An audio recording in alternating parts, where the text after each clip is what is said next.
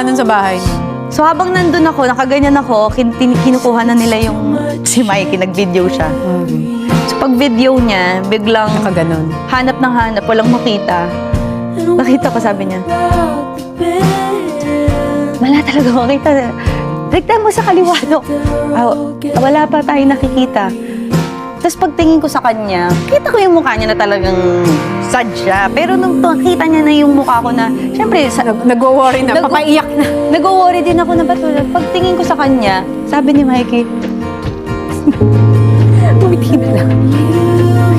Talagang, oo, ganun sabi niya. Okay. So parang pinakita lang niya sa akin na wala. Alam ko, tapos diba sabi ko sa'yo, naawa ko kay Mikey. Kay Mikey naman talaga lahat. Ewan ko parang, Naawa ko kay Mikey kasi ikaw nakita ko tanggap mo na may peace ka na eh. Sabi ni Paul, mag-ready ng dinner, dito sila kakain. Tapos diba ginanon si Polly papalitan.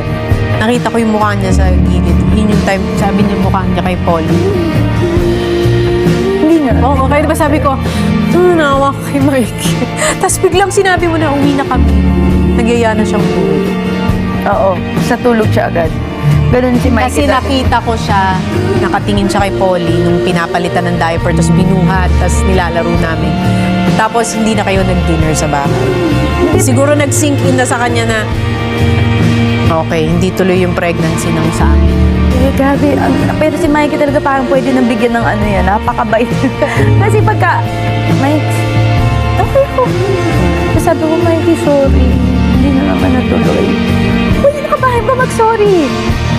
Dami pa nating embryo. Go lang. Dali sabi sa akin ni Mikey. Sabi ko, Mike, sabi niya, alam mo, sa totoo lang, masaya na ako. Kasi di ba, paluluto ko siyang pagkain. Masaya na ako pag tayong dalawa lang. Sobrang bonus na lang sa akin yung baby. So, parang pag-iisip ko, naiyak ako kasi parang andun na siya sa ganun.